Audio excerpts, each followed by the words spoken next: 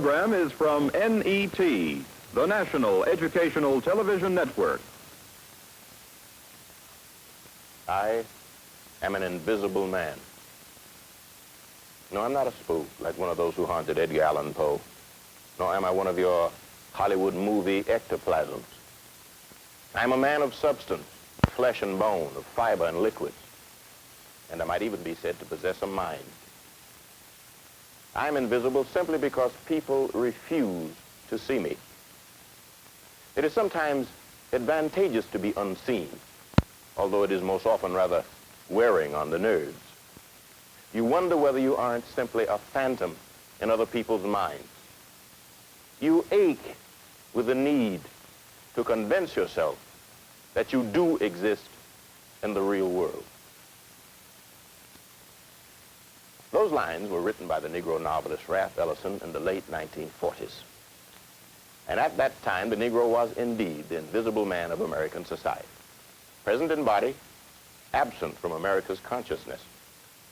Yet the time was coming when Negroes would begin to emerge from the dark prison of their exile, when the sights and sounds of the Negro protest would reverberate in the land. Many moods of protest, from Martin Luther King to Malcolm X, mirrored and often furthered by a rising group of Negro writers and poets. Our program is the story of 10 years of events in the headlines, from the Supreme Court segregation decision of 1954 to the civil rights law of 1964. 10 years, too, of reflection on those events. Together, they make our story. Some of the deeds, the voices, and the moods of a turbulent time.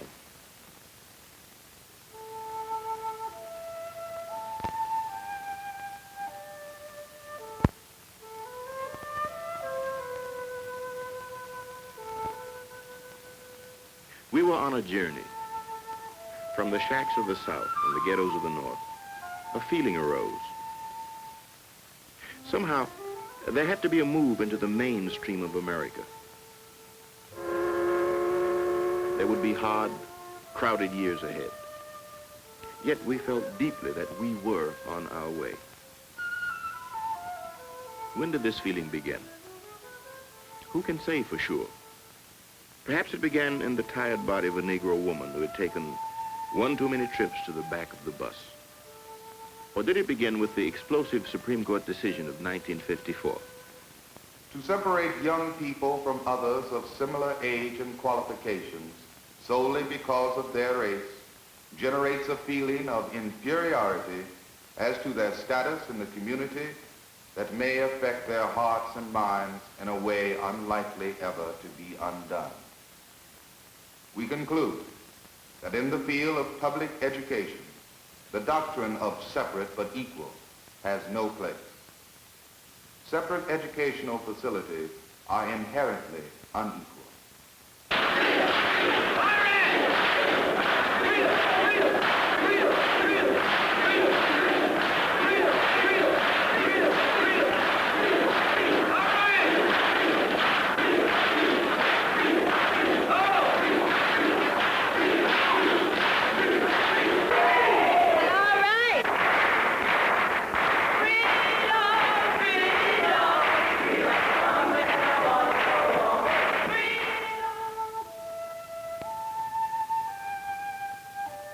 I've come this far to freedom, and I won't turn back. I'm climbing to the highway from my old dirt track. I'm stretching and I'm growing, and I'll reap what I've been sowing, or my skin's not black. On December 5th, 1955, many of Montgomery's buses were empty, the result of a Negro boycott that began when Rosa Parks made a momentous decision. I work as a seamstress in a department store. On December 1st, 1955, after working all day and was very tired, I got the bus to go home, and after I had taken a seat on the bus, the driver demanded that I give this seat up for a white man. I didn't feel that I was being treated as a human being. I refused to give up this seat. I said no, and I wouldn't give it up. Whereas a majority of the Negro citizens of Montgomery, Alabama, have refrained from riding city buses since December 5th, 1955, because of mistreatment, be it therefore resolved that we, the Negro citizens of Montgomery, Alabama, do now and will continue to carry on our mass protest.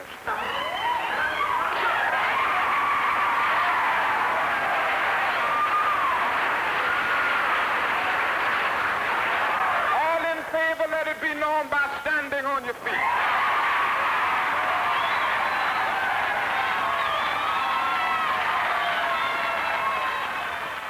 For more than a year, Montgomery's Negroes went to work in taxis, carpools, or on foot.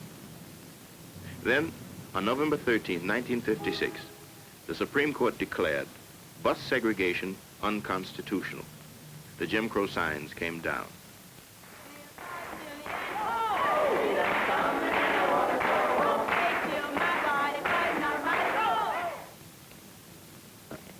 For the first time, Montgomery's Negroes entered buses through the front door. They could sit everywhere, and they could sit alongside of whites. What's happened to this town? It was peaceful here. We all got along. We didn't have no trouble. They had their ways, we had ours. And everything went along the way God intended. Now they tell us we gotta send our kids to school with niggers. Why, everybody knows that ain't gonna work. Niggers can't learn like white folks. 3 years after the Supreme Court decision in Little Rock, Arkansas, 9 Negro children left their families to attend Central High School. 15-year-old Elizabeth Eckford was one of them. I caught the bus and I got off a block from the school.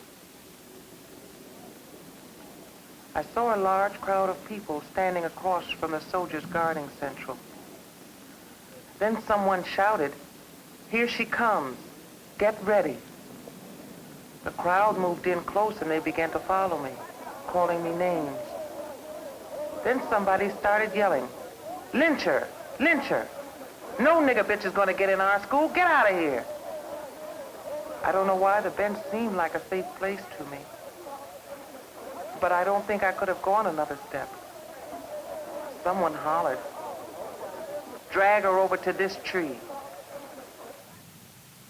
February 1st, 1960, in Greensboro, North Carolina, Negro students launched a movement that electrified the nation, the sit-ins.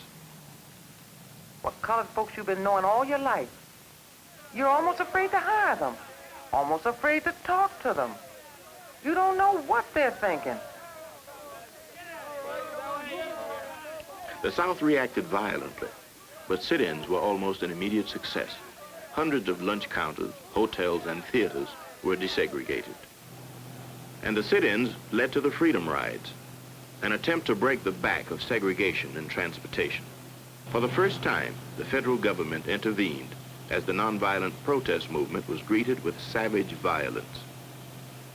They came at me. I prayed very quickly, grabbed me, pulled me over a short railing and onto the pavement. We'll take hitting, we'll take beating. We're willing to accept death, but we're going to keep coming until we can ride from anywhere in the South to any place else in the South without anybody making any comments, just as American citizens.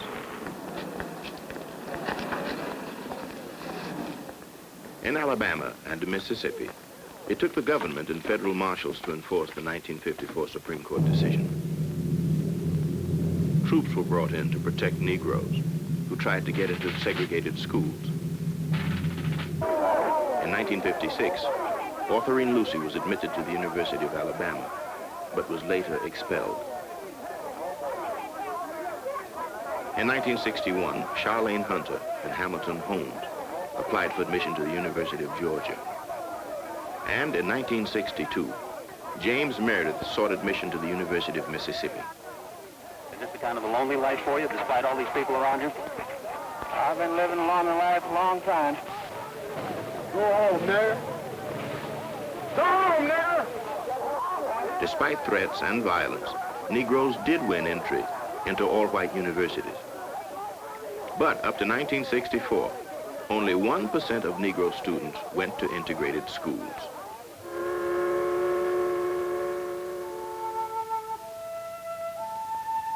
Dreams and nightmares.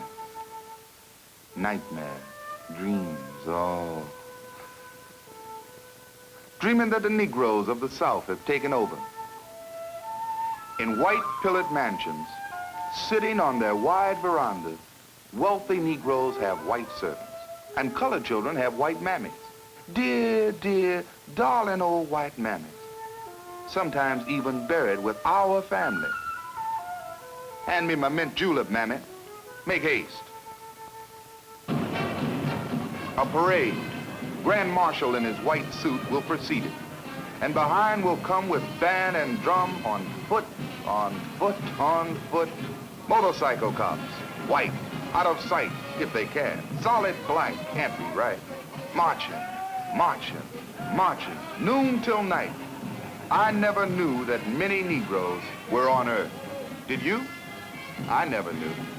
Parade, a chance to let. Parade, the whole world see. Parade, old black me.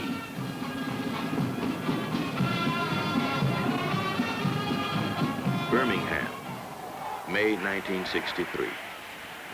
100 years after emancipation, James Baldwin wrote to his nephew, Dear James, if the word integration means anything, this is what it means. That we, with love, shall force our brothers to see themselves as they are, to cease fleeing from reality and begin to change it. For this is your home, my friend. Do not be driven from it. Great men have done great things here and will again. And we can make America what America must become. It will be hard, James, but you come from sturdy peasant stock. Men who picked cotton and dammed rivers and built railroads, and in the most terrifying odds, achieved an assailable and monumental dignity.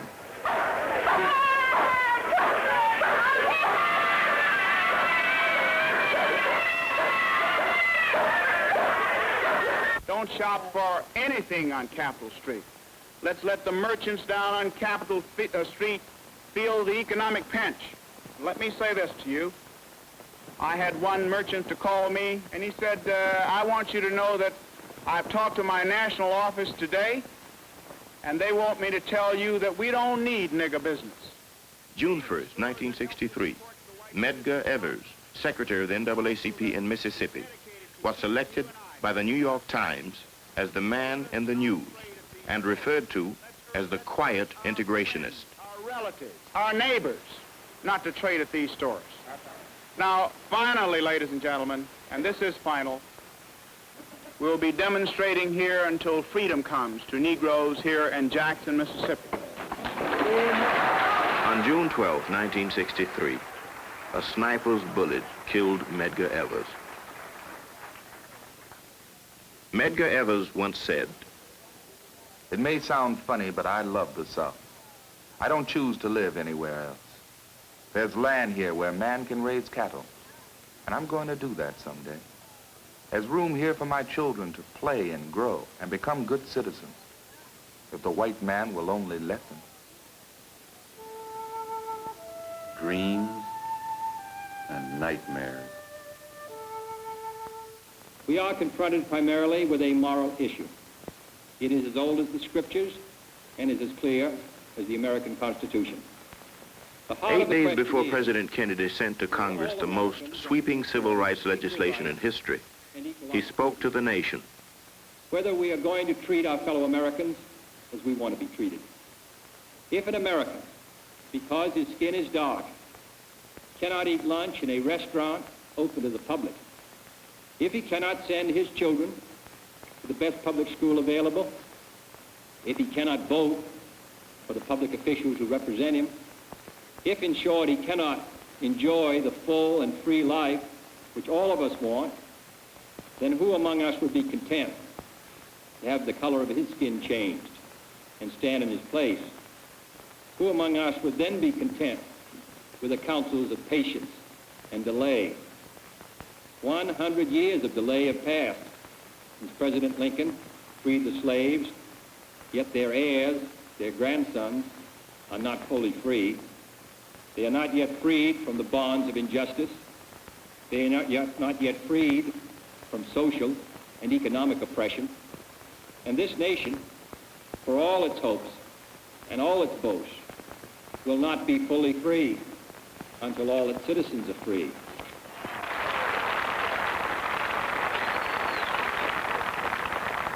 So even though we face the difficulties of today and tomorrow, I still have a dream. It is a dream deeply rooted in the American dream. I have a dream that one day this nation will rise up and live out the true meaning of its creed. We hold these truths to be self-evident, that all men are created equal. August 28, 1963, more than 200,000 people, black and white, marched on Washington for jobs and freedom for Negroes. The nation had never seen anything like it. Where they will not be judged by the color of their skin, but by the content of their character. I have a dream today.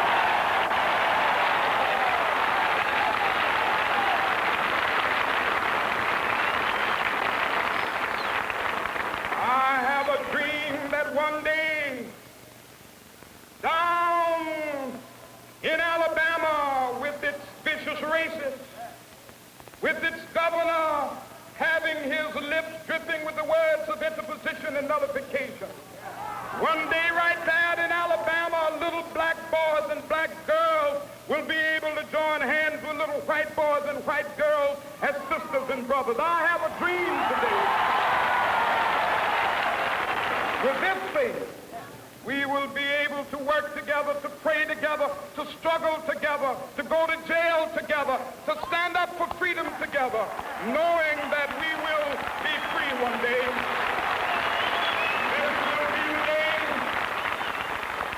This will be the day when all of God's children be able to sing with new meaning, my country, tears of thee. Sweet land of liberty, of thee I sing.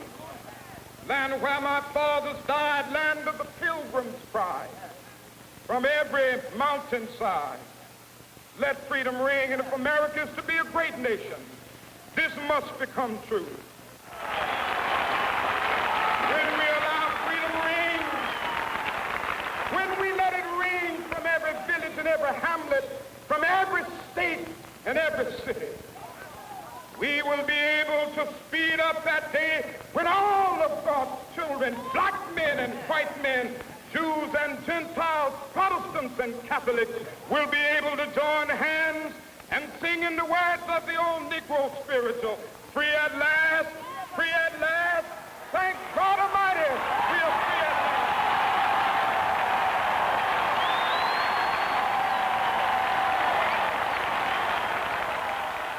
What happens to a dream deferred? Mama, I want so many things. I want so many things that sometimes I think they're going to drive me crazy. See, I'm 35 years old, and I ain't got nothing. I ain't going to be nothing, Mama. Just look at me. Look at me. I'm looking at you. And you're a good-looking boy. You got a job, a fine wife, a son. A job. Now, I open and close car doors all day. I drive a man around in his limousine, and I say, yes, sir, and no, sir. And should I take the drive, sir? Mama, that ain't the job. That ain't nothing at all. Even if I can make you understand. Understand what, baby? Well, sometimes it's like I can see my future just stretched out in front of me, my whole future. A big, blank, empty space full of nothing, just hanging at the edge of my days waiting for me. But it don't have to be. Sometimes when I'm downtown driving that man around, we pass them cool, quiet-looking restaurants. I look in. I see these white boys. They sit talking about deals worth millions of dollars, Mama, and half the time they don't look no older than me. Oh, son, how come you talk so much about money? Because it's life. Oh. So now money is life. Once upon a time, freedom used to be life, but now it's money. Mama, it was always money. We just didn't know it. No. Something's changed. You're something new, boy. In my time, we was worried about not being lynched and getting to the north and how to stay alive and still have a pinch of dignity, too. Now, here come you and beneath us talking about things we ain't hardly ever thought about, me and your daddy. You ain't satisfied or proud of nothing we done. I mean that you had a home and that we kept you out of trouble till you was grown. And that you don't have to ride to work on the back of nobody's streetcar. You're my children, but how different we've become.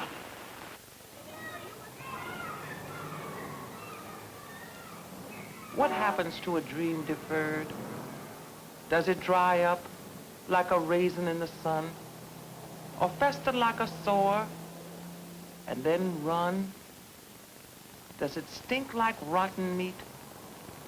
Or crust and sugar over like a syrupy sweet? Maybe it just sags like a heavy load.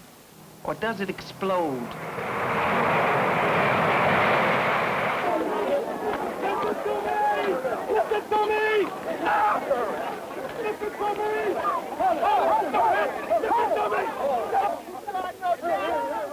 Explosive demonstrations rocked the North as well as the South as Negroes struggled for equal opportunities.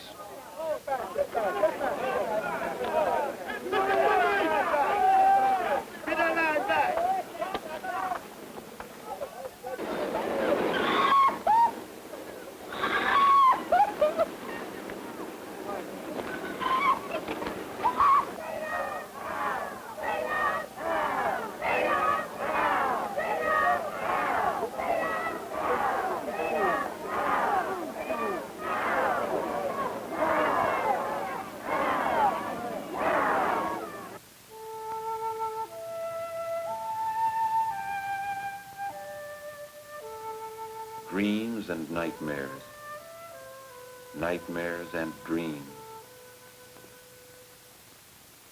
By 1960, civil rights organizations turned their attack upon Southern voting practices. From the North, civil rights workers came down to assist and persuade Negroes who were afraid or indifferent to register. The only way to better your life, to better the lives of your children, to go down and register to vote. If you're not a registered voter, you're not a first-class citizen. Would you like to go through both of these mornings on places? No. All right, thank you very much. By 1963, Negro groups decided to make voting a major goal. As late as 1961, only about 25% of Negroes in the South could vote. In 1964, it rose to 40%.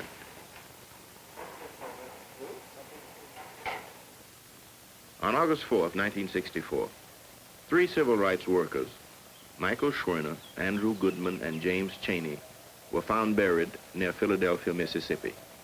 They had been shot. When I die, I'm sure I will have a big funeral. Curiosity seekers coming to see if I am really dead or just trying to make trouble.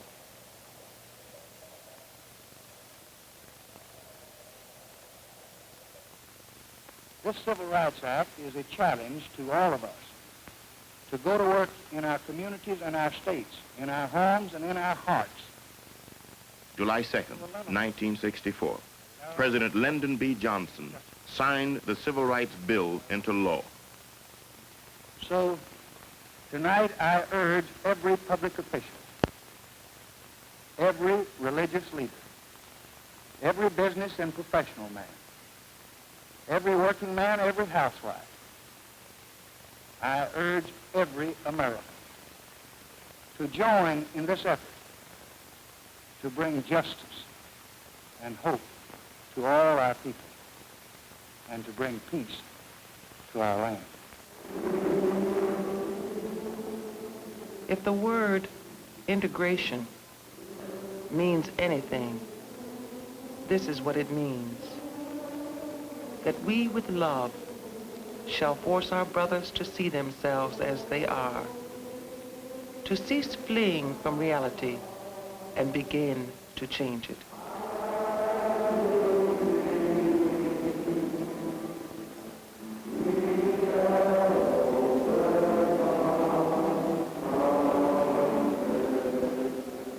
I accept the Nobel Prize for Peace